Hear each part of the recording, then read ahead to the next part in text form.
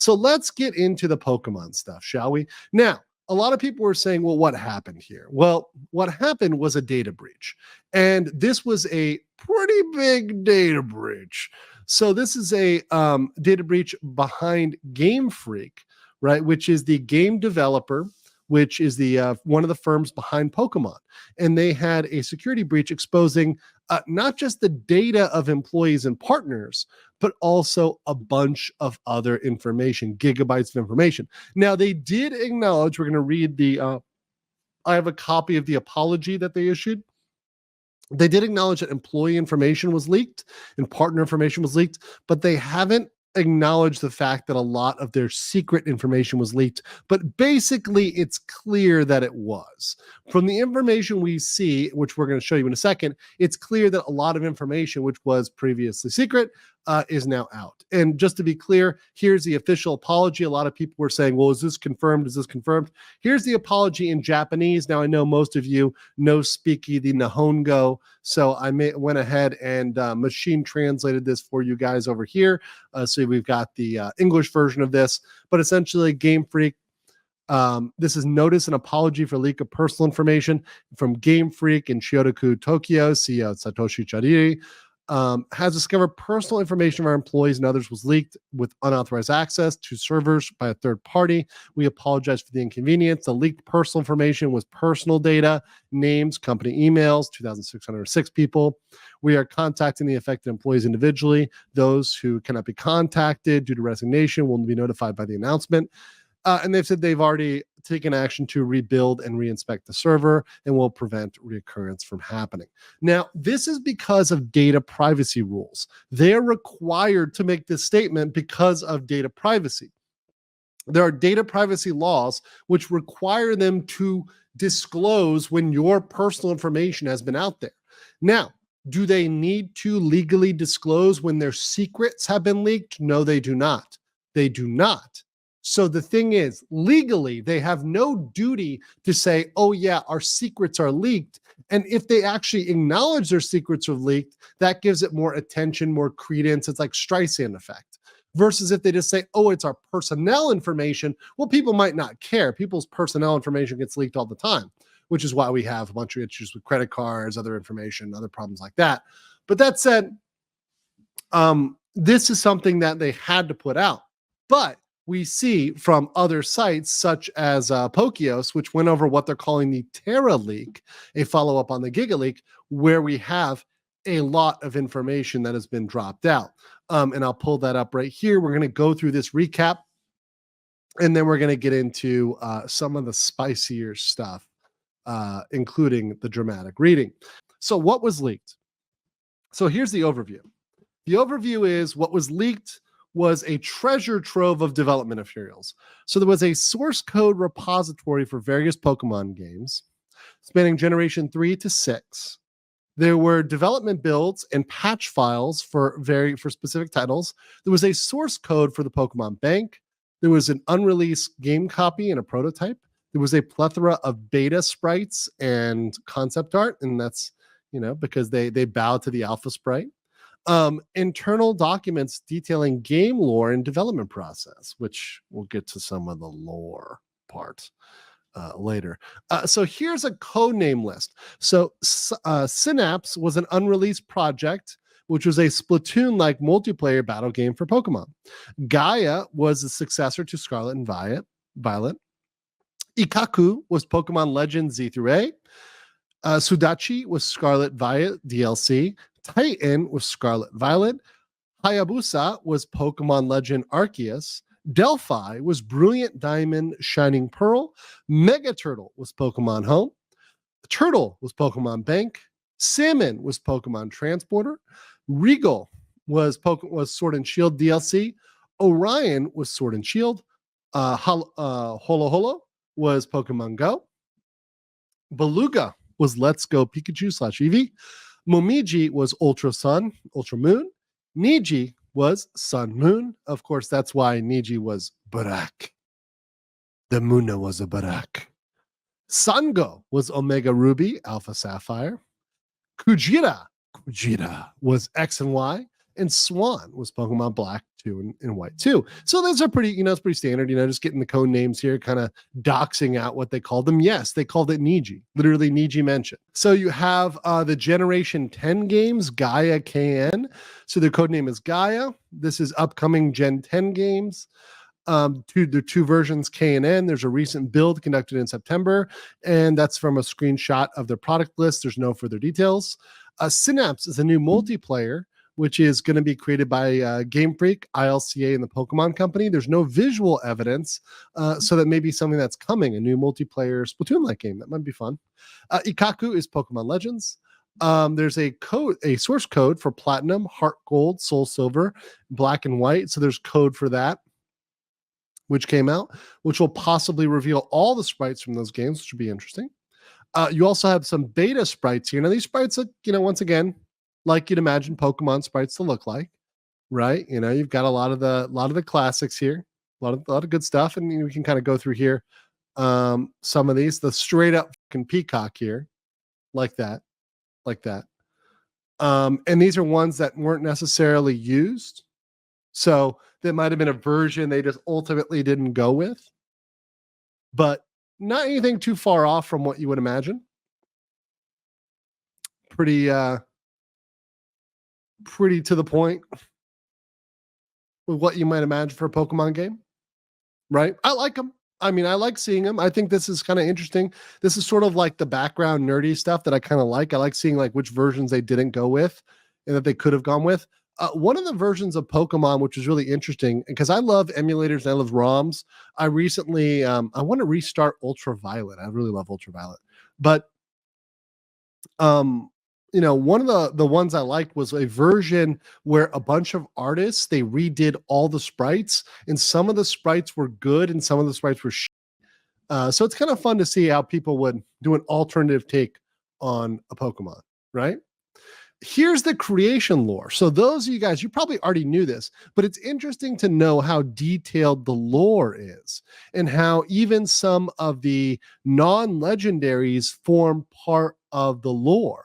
Like right here, you see Dragonite, Gyarados, Tyranitar. These kind of like quasi-legendaries form part of this overall lore. In the middle, you have Arceus, who's like the god, and then Dialga and Palkia, right? And I.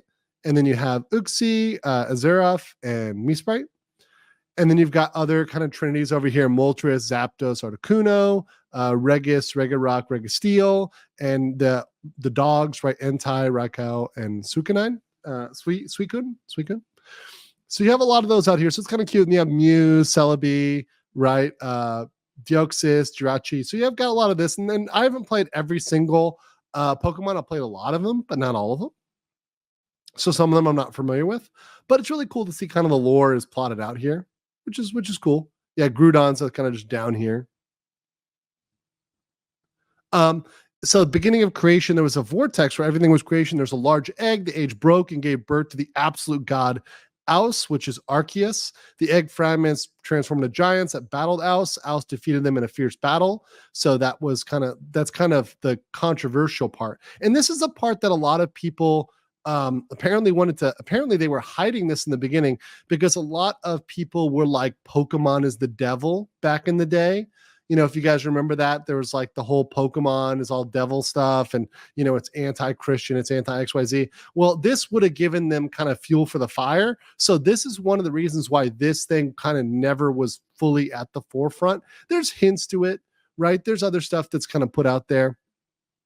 But this kind of leaks out that, no, they do have a creation myth. They do have kind of a god, which obviously jumps in the face of the Judeo-Christian sort of creation myth. But once again, this is a fictional world. So it's a fictional world. They can have their own creation myth.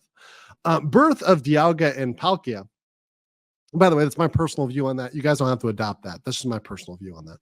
So then you have, the creation myth of the blood of these giants, and Arceus created Dialga and Palkia, the god of light and time and darkness and space. Right? There's the creation of more children: Uxie, Mesprit, Azelf. So these guys over here, you've got the god of the sky, earth, and the ocean, Kyogre, Groudon, and Rayquaza, right there. So you've got these guys kind of coming in here, right? You've also got additional gods. You've got the earth being populated. So the children of Aya, Dialga, being Pokemon, and Ea, Palkia, were called humans. So humans coming from Palkia. So there you go. That's kind of their creation myth. So there's a spiritual balance, all this other lore here that they get to in these leaks. They get to a little bit of media, which is interesting, including some projects like a 2D anime TV broadcast, which was called Vern, aka Horizons, November 2022. Bauer, the new movie, 2023. Reload, new anime series, 2023, fall 2023. Gumshoe 2, which is Detective Pikachu 2, hinting that will come next year. So these are things that are already out, obviously, and Detective Pikachu 2 coming out in the future. Oh, and the Mega Jinx. Hold on. Someone wants me to cover the Mega Jinx. Let's see Mega Jinx. Jinx was supposed to have a Mega Evolution with Magic Guard. So Mega Jinx here. All right. Next thing. Discovery. There's a new live action coming in the summer of 2023, 2024. Tapioca, a live action drama. Hug, a stop motion anime for Netflix coming in winter 2023, 2024. And Pan, a 3D anime coming to YouTube in 2022. So those were their production timelines for anime and other projects. Discovery is a Netflix series. So this is apparently a live action drama series, which is estimated to be 8 episodes, and it will release 18 to 20 months after the script is approved. Bauer, so this is a Pokemon movie 24. So there you go. There's kind of a leak of the photo. It's a theatrical anime movie that's supposed to be all ages. That's targeted to adult audience, especially women. Look at that. They're targeting women. How dare they pander to one gender? How dare those dirty Japanese acknowledge genders and the fact that you have to market to different primary gender audiences? They are so horrible. That is why we have to cancel all of Japan. All of Japan. We have to cancel all of them. All of them, guys.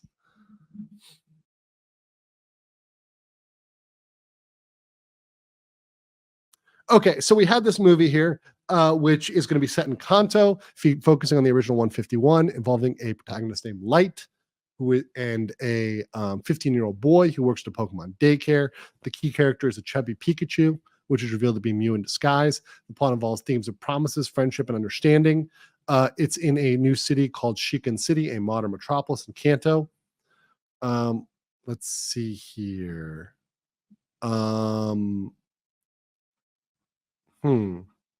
Okay, so got that one. And we have Gumshoe 2. Here we go.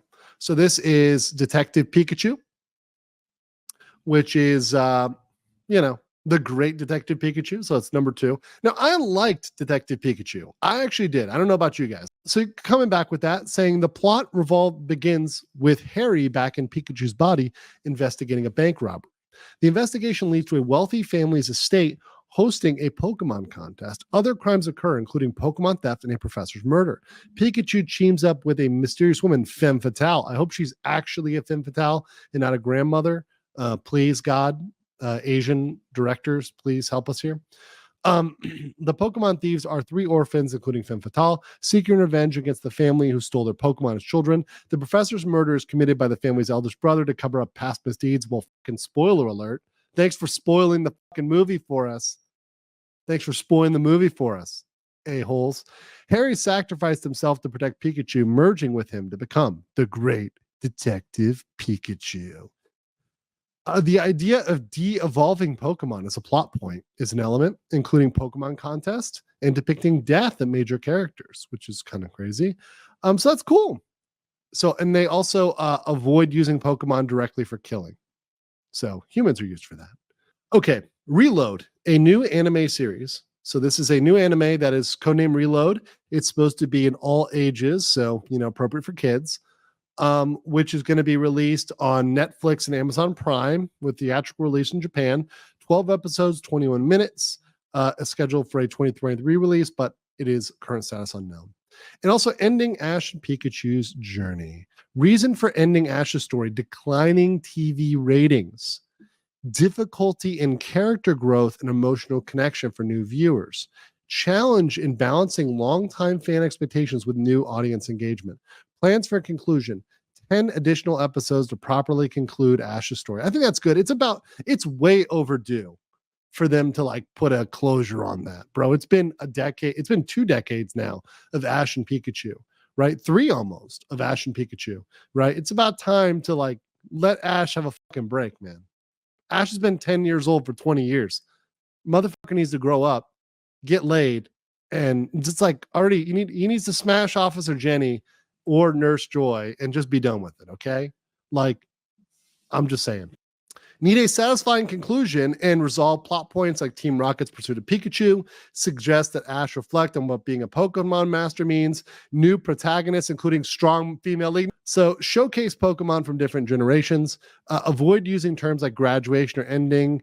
Consider carefully how to announce the change. Plan to start communications around November. Concerns about fan reaction. Acknowledgement of potential for extreme fan reaction. Need to carefully handle the transition. Recognize that anime has become bigger than its creators, so take full responsibility for the decisions and communication, and balance the respect between creators and fan perspectives. Also, create a new series that'll kind of, I guess, pass the torch. But once again, I don't think anybody wants the torch passed to some girl boss. So hopefully they scrap that idea. So we've got a briefing on Vern, which is Pokemon Horizons. We've got some stuff going on there. Then we've got the Detective Pikachu 3D animation miniseries, a 5-minute full CG animation for YouTube. Target audience is young. Tapioca, which is a live action featuring Gengar as the main character, which is targeted at teens and young adults in their 20s, so a little bit longer. And then some concept art revolving characters and art from the anime.